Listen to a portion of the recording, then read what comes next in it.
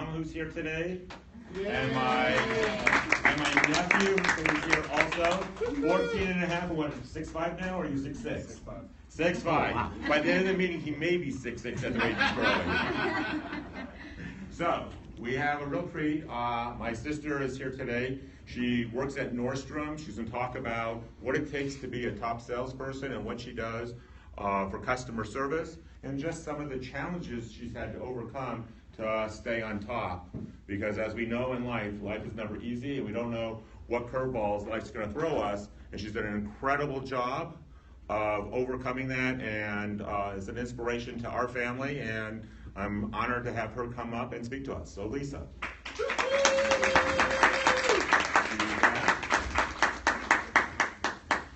Okay, so I wrote down a couple of questions. And do you want me to tell a little bit about my work history first? Perfect. That was my first question, so go ahead.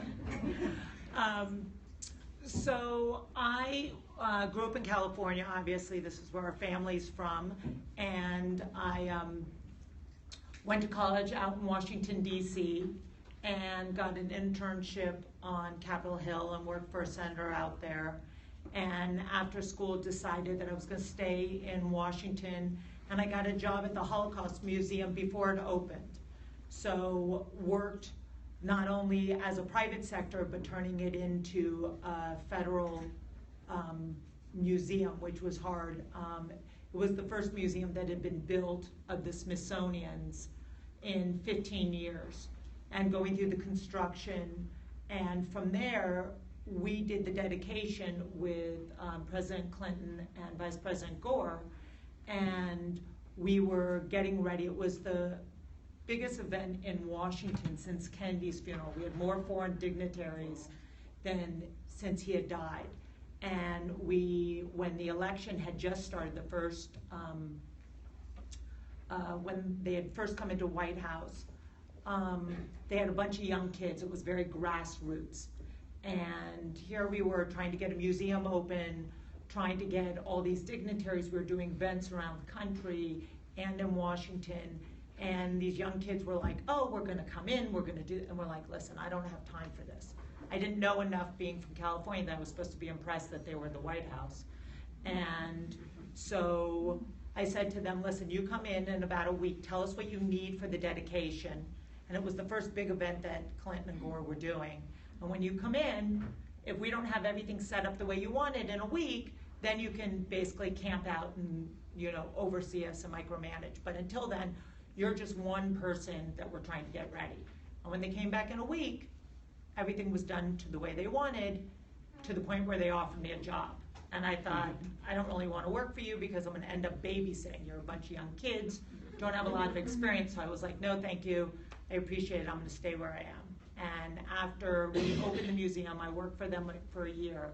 And then the White House came back to me and said, we'd really like you to come work for us.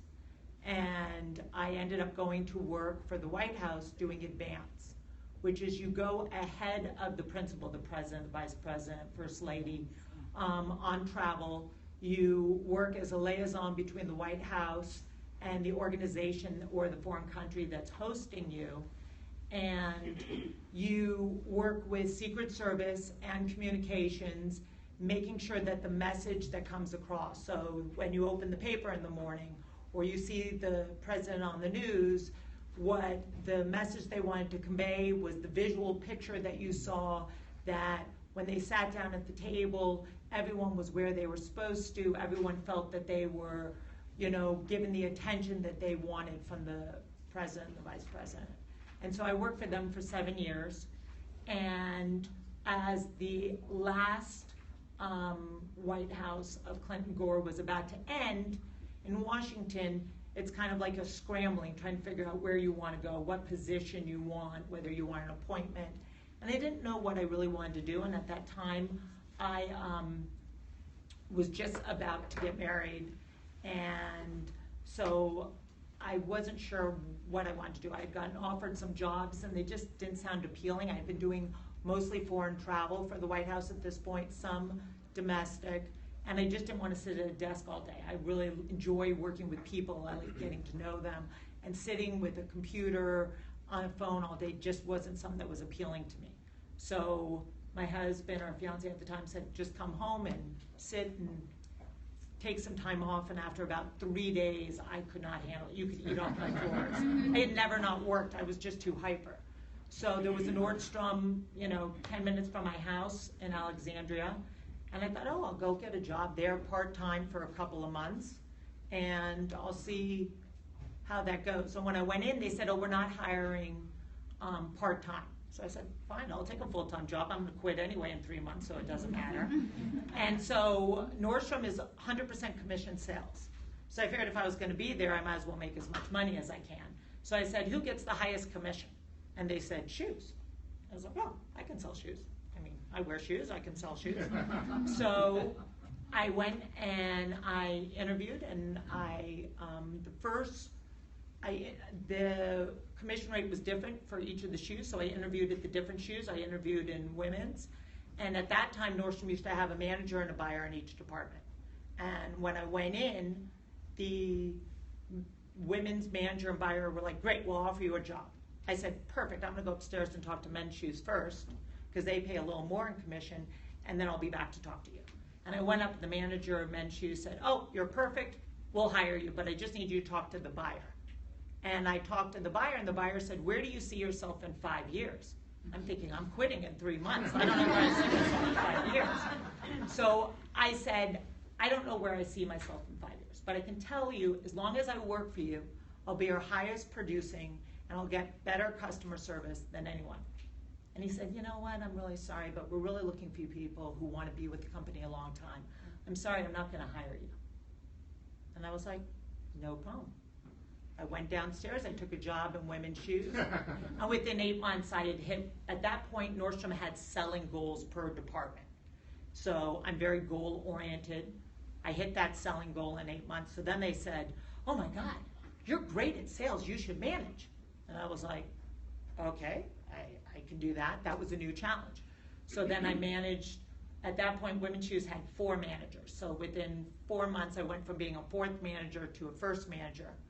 And within 8 months, because I had such driven sales in women's shoes, they promoted me to the men's shoe manager.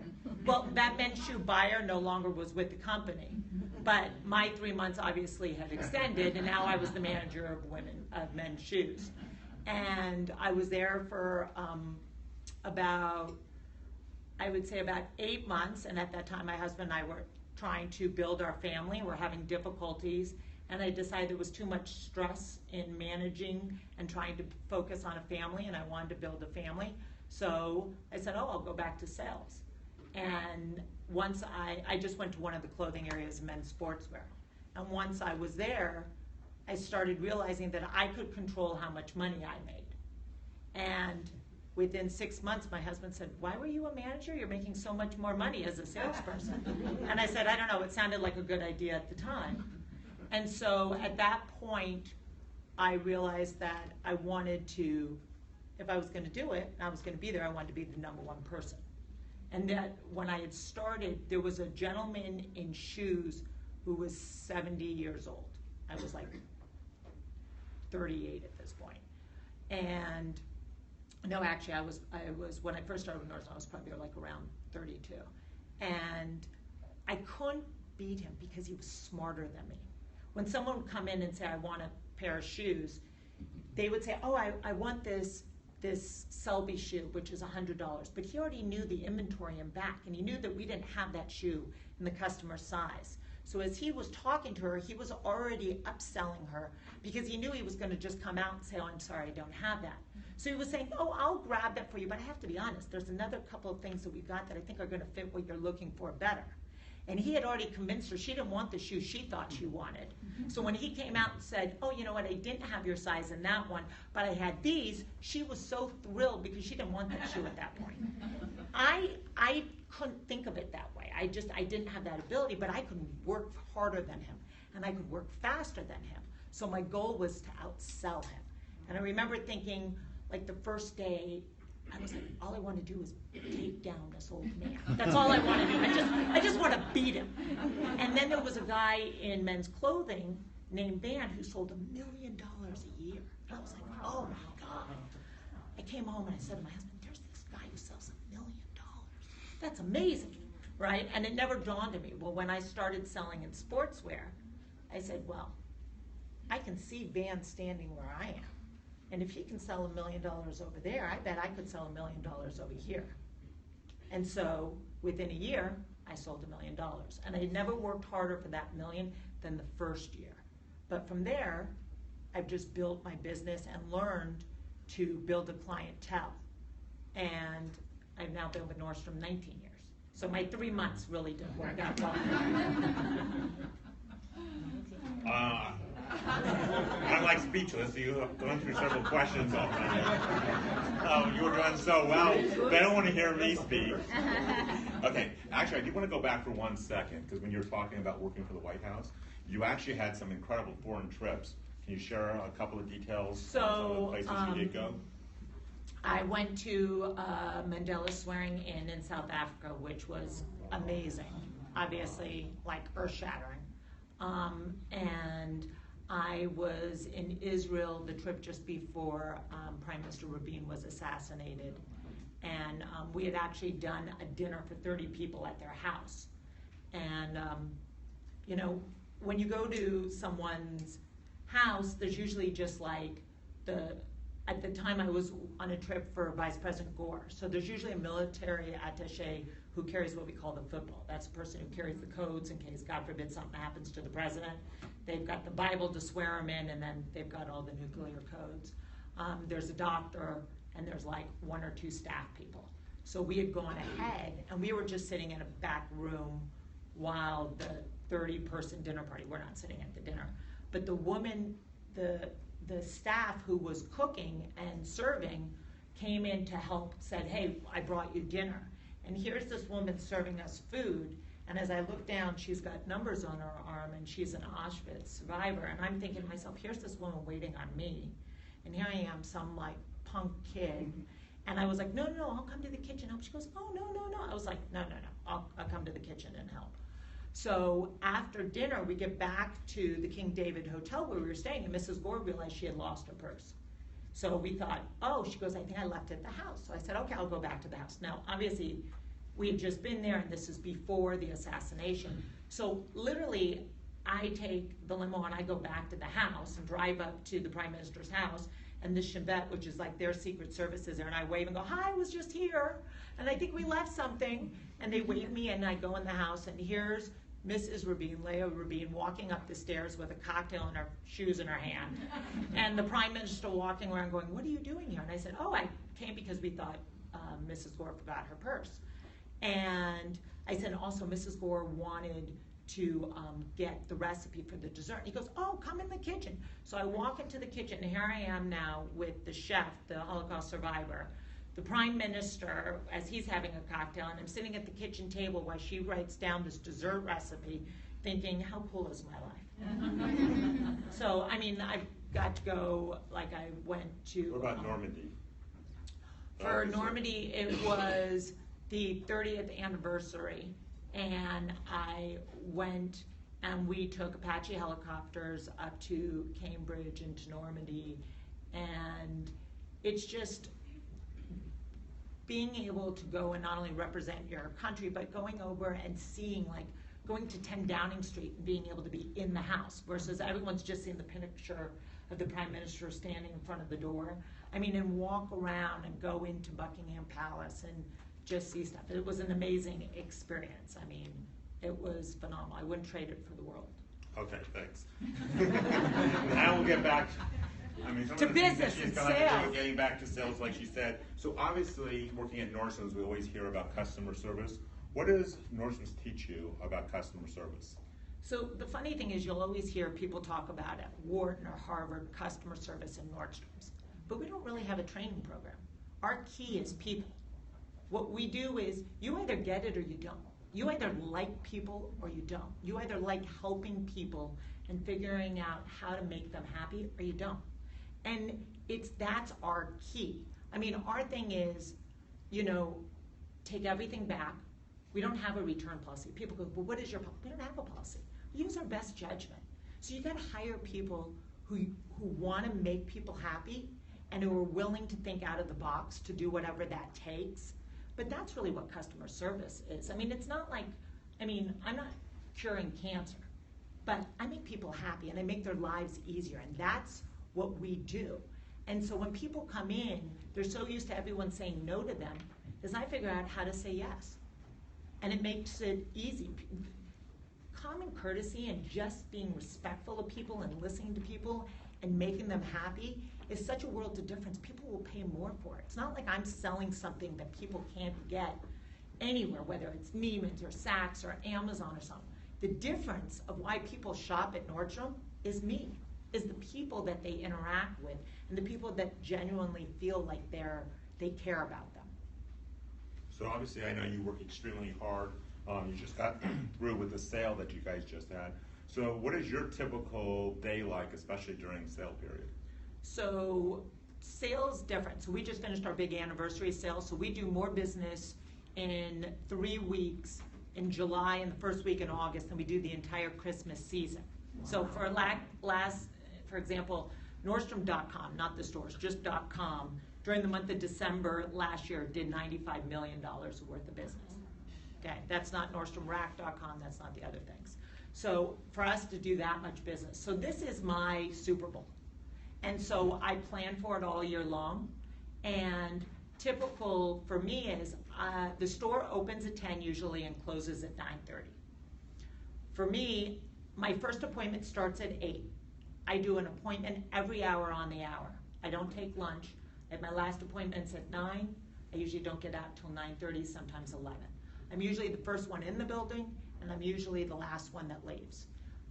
My mom comes during that time and brings lunch for me and my assistants. I always have a full-time assistant. I have several other assistants during this time. I don't necessarily give the greatest service during this time. What I'm lucky about is I built up my clientele, so I have almost too many customers that I can handle to take care of during this best event. So what I do is I reach out to my very top.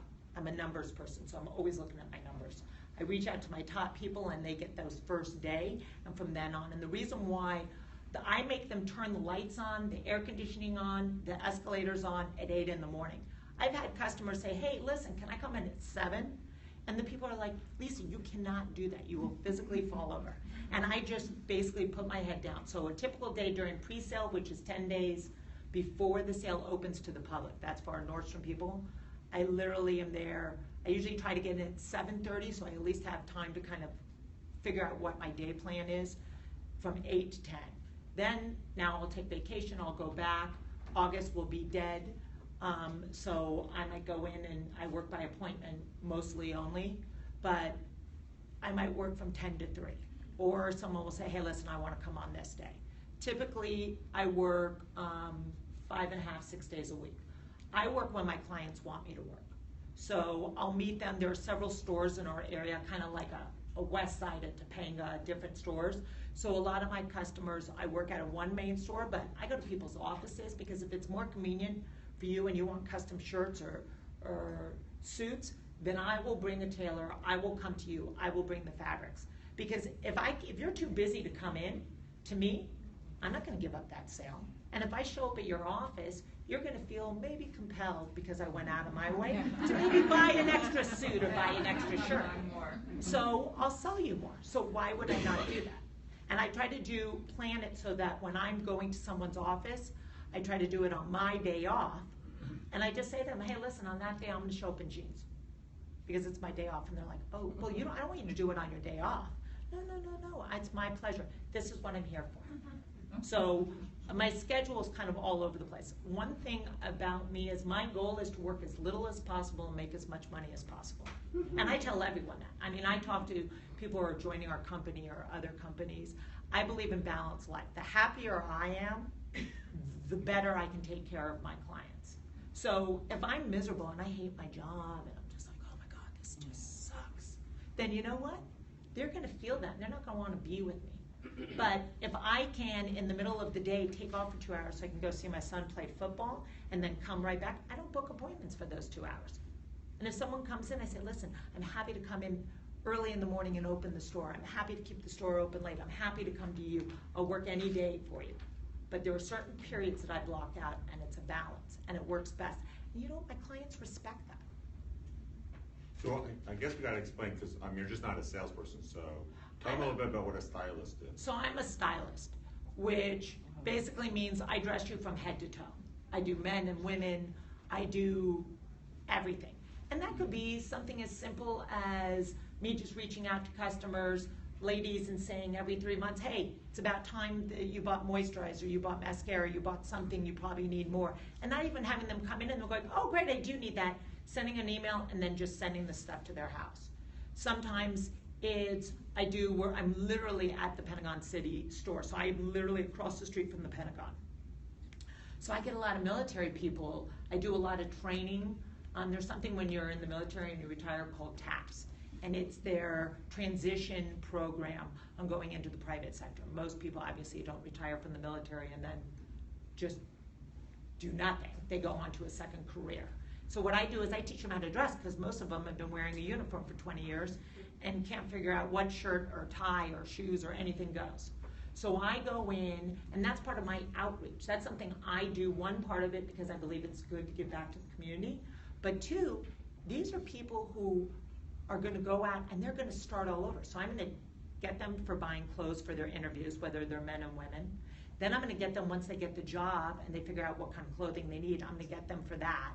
And then I'm gonna be their consistent person. So I'm doing outreach, not only for business I'm growing today, but for business I'm growing long term. Because it's a community, people in the military tend to stick with you forever. So if they shop with you once and you give them good service, they're extremely loyal.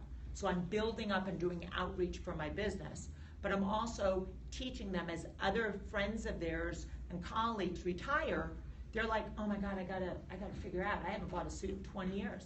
Oh, you know what you do? You go to Lysa, she's gonna tell you everything you need. She's gonna tell you what to buy, what not to buy, how to fit it, how to do it. So I do everything from head to toe. It could be everything from someone bringing in their child because he needs a suit for the prom. It could be someone who's had a baby and all of a sudden they're going back to work and none of their clothes fit because they haven't lost the weight. It could be someone who's lost their job and they're re-entering the workforce and they just need one outfit to get through. It could be mother or the brother. I mean, I sell everything from, you know, lipsticks to table linens to $5,000 custom suits. In fact, she had one customer, every time he traveled, she would just send the clothes to wherever he was going. Yeah, I mean, you have weird customers, and I'm lucky enough to have a combination of really normal, really fun, and really weird. And I had one customer who was extremely wealthy, and he didn't believe that once you cleaned your clothes, they were ever as good as when you first bought them. Now, I personally, I like to clean or wash everything because my mother told me I need to wash everything when we buy it. So, but he believed that. So like he one year was going, several years ago, the Super Bowl was in Florida and he wanted outfits to be down there. And so I literally sent him a box of $37,000 worth of clothing, from flip-flops to shoes to watches to everything. And then the best part was FedEx lost the box. So then his office calls me and says it never got there, and I'm like, I gave it to FedEx. So they said, well, we're now going somewhere else. I need you to, he loved everything. And because he had gotten to him, but FedEx lost it when they were gonna ship it to this next place. And there's no way he'd even looked at any of this stuff practically. I mean, how do you're in Florida for 3 days. I mean, I sent him enough outfits, he could be gone for 6 months. And so he said, oh, he loved everything, he wants it all again. So I sent him $47,000 the second time. And my goal is to make people happy. So he actually went to cons, and yeah. The second year, because I guess the clothes got lost on the way to cons. Well, trust me, FedEx loves me. So he was going to con, and then he was going on a boat through the French Islands. And I went to FedEx, literally I was in FedEx like all day camped out because I took all these clothes and they were like, listen, you can't send a box that's over a certain amount of money. So I literally am sitting at FedEx, I packed it all up from my store. I'm in there cutting the tags off everything so they can't see the price of any of the clothes that I did. And then they had me write down an itemized list, so I'm saying these $900 shoes are like $50. I mean, I'm sitting there going, so I'm there all day, we pack it all up so that it can be overnighted, so it can meet the boat, so when he gets to the boat, it's ready. So it gets there, it doesn't, there's some problem with customs, and it doesn't get there. We had to put it in 2 boxes, and it was this whole nightmare. So I'm like screaming at FedEx, because I'm like, do you understand? And of course, I didn't pay for FedEx. I put it on his account. So he didn't see the bill, and I don't even know that he would have even cared. He had so much money.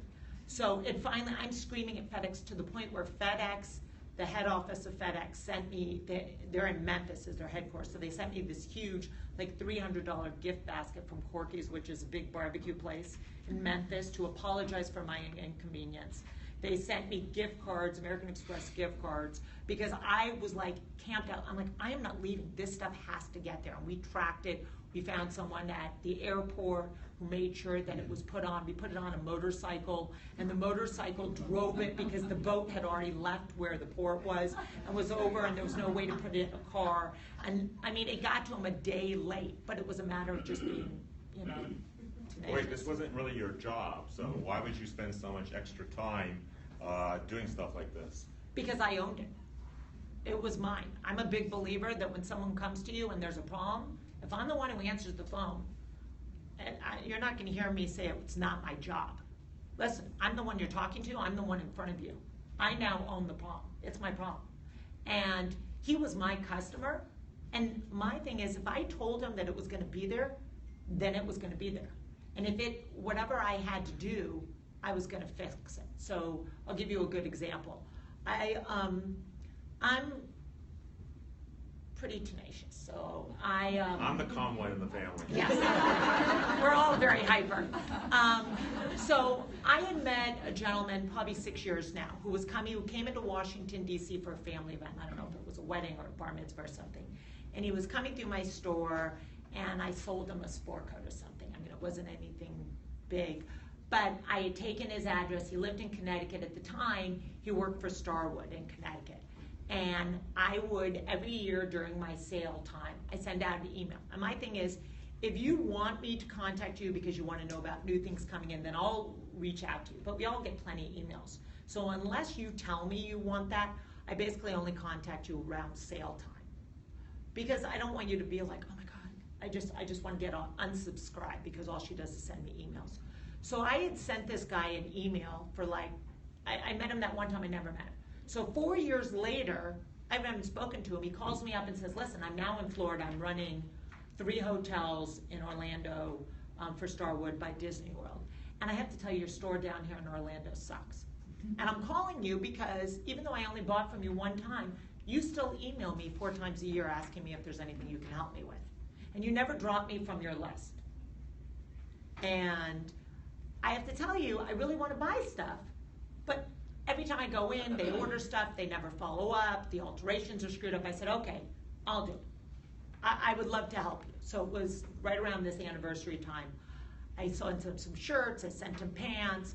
The pants needed to be altered. So I said, this is what I need you to do. And I described to him how I needed him to measure the inseam of the pants so that I could have them altered at my store, okay? So I do that. I probably sold him $3,000 worth of clothing. And I mailed it down to Florida, okay? 2 weeks later, he calls me and says, listen, the alterations on the pants is wrong. They're all the wrong length. I said, okay, I'm gonna come down there and I'm gonna fix it. He's like, what do you mean you're gonna come down? You're in Washington, I'm in Florida. I mean, I'm just letting you know that, you know, I'm disappointed, you know? And it wasn't that I had measured him or done anything, but I had done everything I thought I could at that point. I mean, I didn't have him go to the store because they'd given him bad service. So I went and I called my store manager, who had been my store manager for like 3 months. So she kind of knew me, but didn't really know me. And I said, she was getting coffee, and I sat down next to her and I said, listen, this is the issue. I sold this guy something and his alterations were messed up. And he came to me because the store in Orlando kept screwing up his alterations. So I'm going to Florida, and I'm gonna buy a ticket, and I'm gonna go for 24 hours, I'm gonna need to rent a car, and I want you to pay for it. But if you don't pay for it, I'm still going. But I think you should pay for it. And she looked at me and she's like, so you're basically telling me that you want me to pay for it. I said, yes, I'm telling you I want you to pay for it. But I'm telling you if you don't either way. And she said, okay, I'll do it. So I literally, within 2 days, had a ticket where I landed in Orlando. I picked up a rent-a-car. I called the store manager and said, listen, your store does lousy service and you give bad alterations. So I'm showing down and I need the manager of the tailor shop. I need someone there. I'm gonna drive from the airport to the store. I'm gonna pick up a tailor. We're gonna go to this guy's office. We're gonna measure them, okay? Now I can measure them, but it seems more impressive if I show up with the tailor too. So we're gonna measure them. Now I'm gonna come back to your store and you're gonna fix them while we wait. And then I'm gonna go back and make them try on every pair of these pants. So I called the customer back and I said, I'm coming down, this is the date, you need to be in your office. He's like, are you serious? I said, absolutely, you are unhappy and I'm gonna fix it. So I did that. And I went, and he was like, I can't tell you how blown away I was. He was calling people in his office and the executive office. You won't believe this girl just flew down to fix my pants. So we did that. I went to the store. While I was at the store manager said, guess what, I'm gonna have, she told every manager that was working that day, you need to show up in the cafe. Because I have this person here and she's gonna talk to you and she's gonna tell you about service. And this is who I want you to be. And she's gonna tell you why she's number one. And she's gonna tell you why she sells so much and why her customers refer people to her. And I did this speech and then I went back and I flew back. And you know what? That guy now is in charge of the Hilton in New Orleans. And he's still a customer, but now he shops with me regularly. Every time for holidays or events or there's a special thing, he calls me. And every time there's an executive in one of the hotels that says, hey, I need something, he says, I don't care where you are, call Lysa, she'll take care of it. So now I ship and sell a lot of the executives at hotels, and half of these people I've never met before. Because when there's a problem, they call me because they know I'm gonna own it and I fix it. What do you say? Okay, so 7 years ago, when Obama was first inaugurated, you sold more suits than anybody else. What were some of the things that you did, and how did you still get suits altered on the day of the inauguration? So inauguration is huge because, again, my store is the closest store to Washington, D.C. We're literally across the river. And so one of the things for inaugural, it's a way for us to pick up unbelievable business. Our store, I think, picked up like $1.8 million. And it's like a one kind of week thing.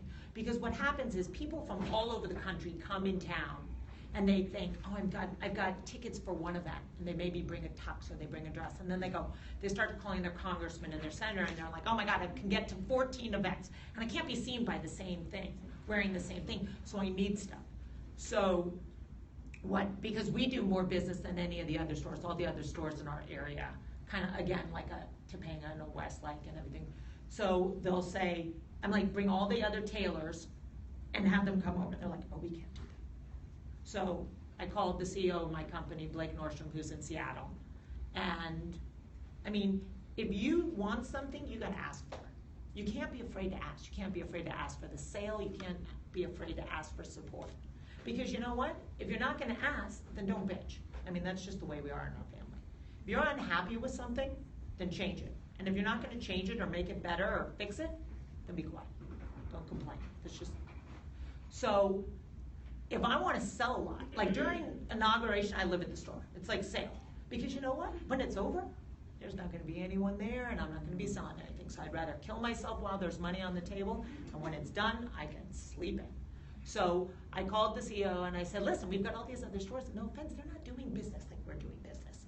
And we need more tailors, so I need their tailors to come over here and help us.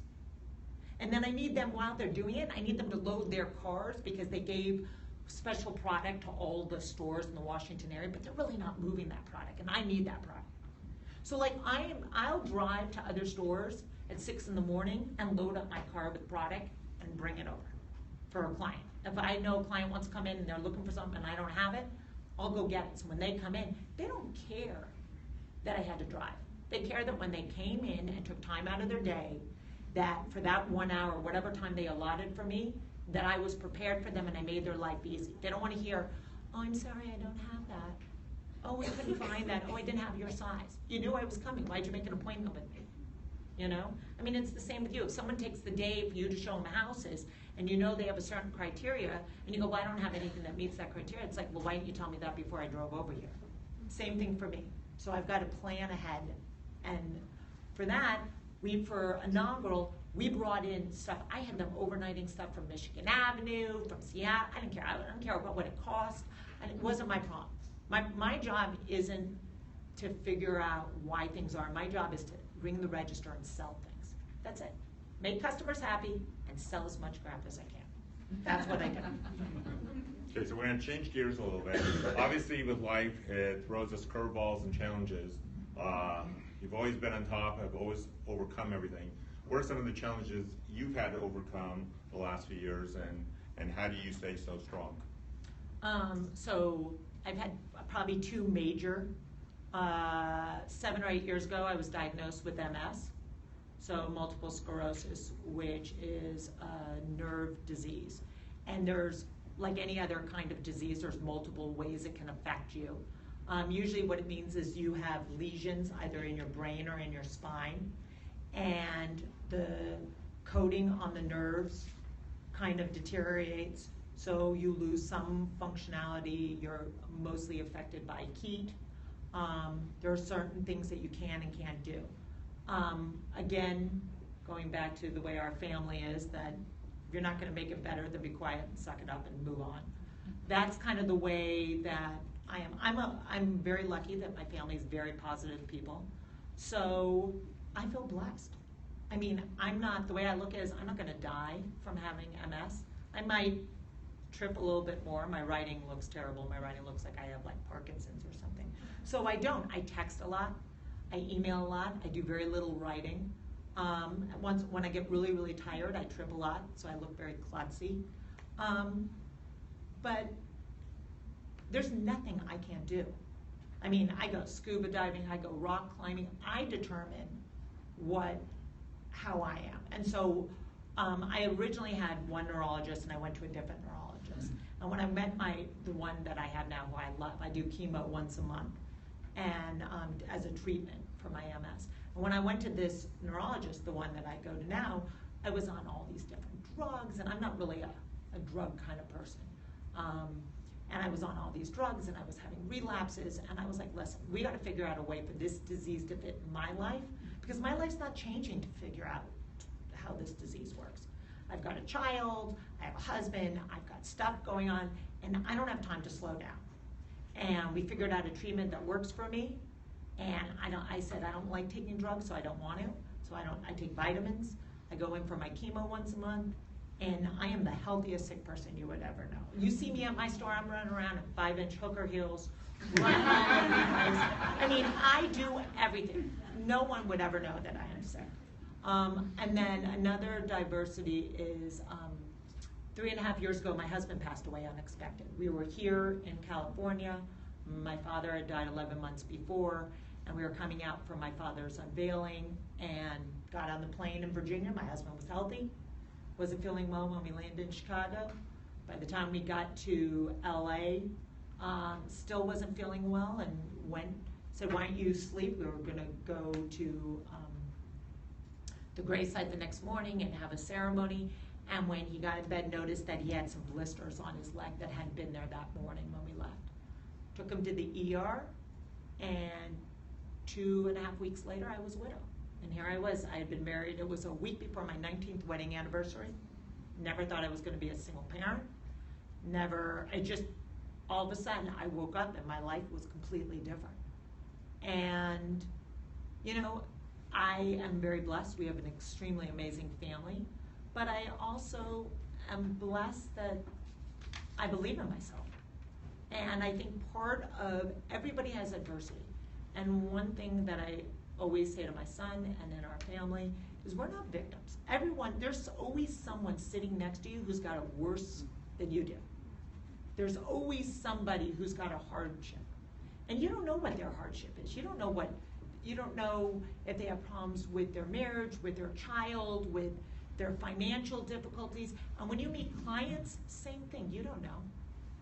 So you just got to pick yourself up every day and decide, who are you going to be? Are you going to be the victim who complains and is miserable? Or are you going to be in control? And are you going to go out? And nothing sets me back. I can do whatever I want. I want to be number one. I'm number one. I want to have a balanced life. I want to be able to work hard and then take time off and be with my son.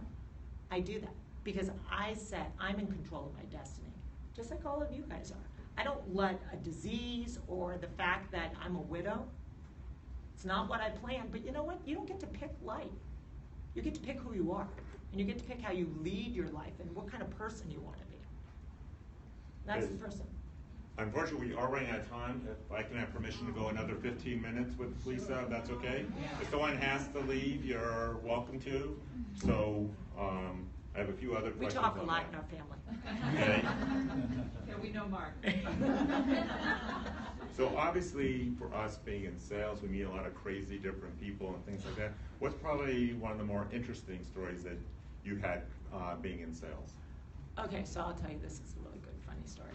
So I had two gentlemen come in, rather short and round. So a typical size for a gentleman might be a 44 regular. So these gentlemen were very short, so suits come in shorts, regular, and longs for tall people. So these people were probably like a 48 short, what it meant he was wide and round. And two gentlemen, a father and a son, and they came in and they said they needed suits because the father needed it for his daughter's wedding, and he needed a suit for his father for his granddaughter's wedding, and it was in New York. And they needed it altered, and they needed all these alterations, and they needed it done in like 4 days. And it was a busy time, and I said, you didn't know your daughter and granddaughter were getting married? Where are they getting married? Well, in New York. I said, where? At a hotel. There's no way you booked a hotel in New York for a wedding, and you found out 4 days ago. And they weren't like I could fit them. And I said to them, I don't have your size. You have to do custom, because shorts usually stop at like 46. And the jacket on the gentleman was about like a foot away from closing. And he goes, I don't need to close it. This is perfect. I'm like, my God, you're going to take these family pictures? There's no way this is perfect.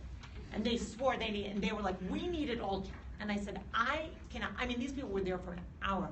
In fact, I got so angry with them, I dragged the father into the tailor shop. I said, you see all these people sewing?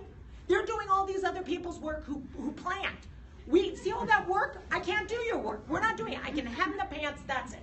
I mean, I was like, you need to go. So finally the guy's like, okay, I need a shirt. I said, oh my God, I only do suits. Because I couldn't handle him. I was going to kill him. I was going to be fired because I was going to kill him. I was like, nope, I'm sorry. The people over there are experts in shirts. I only do suits. It's the only thing I know how to sew. So we go, we get through, we're done. The father decides he's unhappy. He can't find the perfect suit because I wouldn't sell him a suit that was even tighter. And the father's going to get the suit. I'm going to hem the pants. And they walk up to the counter, and I swear to God, they pull out a stack of ones. And I'm like, are you freaking kidding me? And my assistant is just very calmly starts to count out ones. And I am like, you've been torturing me for an hour, and now you're like practically paying me in nickels? So he goes to one, and we get almost to the end. It was like an $800, $856 suit with tax and everything. They're counting out one. And I mean, I'm like laughing and so angry all at the same time. I'm like in tears. And she's counting, and then we get to the end, and she goes, I need $54 more. So then they're gypsies. They literally, he talks to his wife in some kind of language. She comes over with a stack of fives. And I said, we could start with the fives? We'd start with the ones? And they count it all out and they leave. And I'm thinking to myself, you do not pay me enough for this. So we all have top days. Oh my God.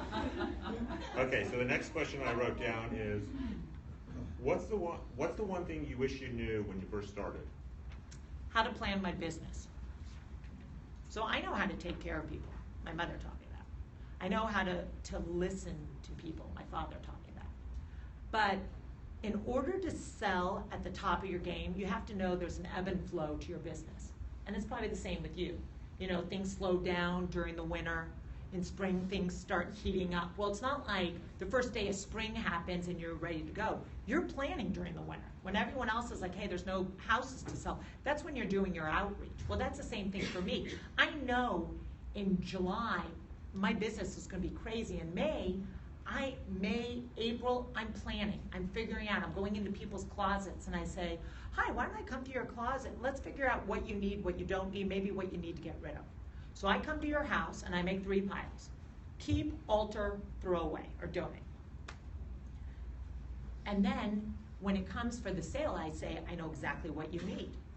And I've already gotten rid of stuff. Because you're like, oh, I have 3 black skirts. Well, I make them try everything on. Do you wear that black skirt? Well, it doesn't fit right. Okay, well, when was the last time you wore it? I haven't worn it in 4 years. Guess what? Get rid of it. If you lose the weight, you'll buy a new one and you'll be thrilled to buy it. But it's taking up. You need to think of your closet like Park Avenue. It's real estate. And right now, you wear 20% of your clothes, but you go in and you say, my closet's full and I have nothing to wear. Well, make your life easier. So if you get up and you know that you have all this stuff, you're not hunting in the morning. You're not taking time when you're trying to get rid of the kids or get to work or whatever it is. So let's go through and throw out the stuff you don't have. If you have stuff in there that you like, but maybe it doesn't look right, let's figure out what doesn't work. Let's alter it. And if not, just get rid of it. So by doing that, I'm now in control. And now I say, okay, we're going to set up your appointment now. So I've already come in your house. I've thrown away half your clothes. So now you definitely need clothes. Okay, I made a shopping list for you for what you need. And then when the sale comes, I'm sending you an email 3 weeks before saying, listen, I'm gonna book up, you need to make your appointment now. And then there are some people who I'll send emails, all that outreach, how to build my business. Because I work 100% on commission sales. So like, I know in August, I'm not making any money. But you know what I do during the sale? I do custom clothing. So that clothing's being made while my sale's going on. Now I'm on vacation. Now in the next couple of weeks, I'm gonna probably have about $60,000 worth of merchandise that's gonna come in. I already have the customer's credit card. He doesn't have to come in. He could be on vacation. He could be anywhere. The second it comes in, I ring. There's nothing better when I look out and say, oh my God, there's not a person in the store. And I ring up $10,000, go, oh, I've been here for an hour. It's time for me to go. How much do you do on the first day of the sale? On the first day of pre-sale, I probably do $90,000. On a typical just clearance sale, I probably do about 65. But we have like new technology. I mean, it's hard because I'm not necessarily a young person, but I'm always trying to figure out a better way to do business. So this year we had a new technology called NextText, where I have you set up a profile on Nordstrom.com with your credit card. I text you a picture of an item in your size that I think you want, and it sends you a code that says buy, B-U-Y, and 4 digits. You text that back and it automatically sets up an order somewhere. I don't have to go to a register, I don't have to be in. So it's a new system that Nordstrom started. Okay, so my company has something like 98,000 employees. And I think I was 7 last year in the company. So we just did our biggest sale. How come you were slacking off and weren't number one? Well, remember what I said, it's balance of life. So there are people who sell more than me, but they work 7 days a week. I don't want that. I want to be the top of what I am, but I'm not willing to sacrifice my family. I'm not willing to sacrifice time for myself. And so it's a balance, because I know about me. If I work, by the end of sale, I hate my job. I mean, I've just been working constantly. I need to leave. And I'll come back from this trip to California and I'll love my job again. But by the end, I don't really care that someone can't find something in their size. Because I've been there enough, I'm over it. And so I know for me to be better at my job, I need to balance my life. Okay, last question. Obviously we're all in sales and at different levels. What advice do you have for us so we can do a better job in our business? I think you need to, one of the biggest thing in sales is people are afraid to ask for the business. They're afraid to ask for the sale. When I help someone and they say, oh, thank you so much, that was amazing, that was great, that was easy.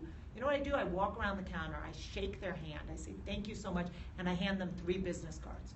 And I say, here's my business card, one for you, and if you really appreciate my service, please pass it on to 2 of your friends.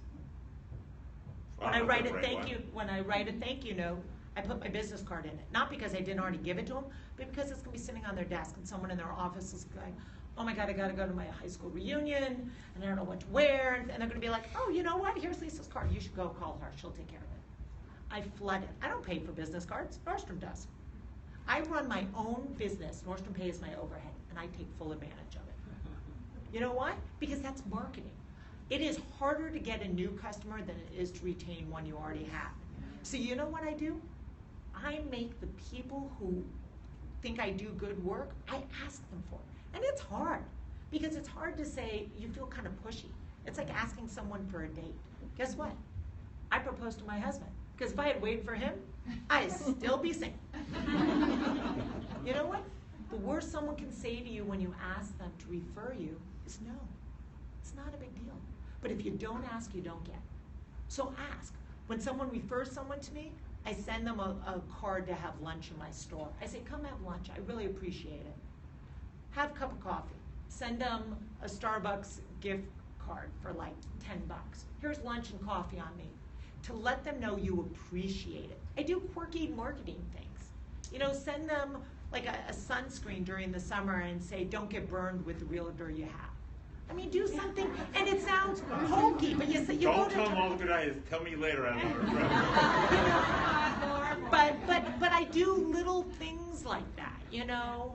I send, you know, and I make notes of silly things. When people come in for a wedding, because they need a thing, I send them a card congratulating them, a wedding card. I send holiday cards to customers. I send them birthday cards. I send them notices when there's something important to them. And I also make sure that what makes me different, I mean, I'm no smarter than anyone else. I work harder than everyone else. I'm willing to say that. No one works harder than me. But what I do is I'm personal. I don't talk to them like they're just some person coming and buying a pair of pants. They're a person.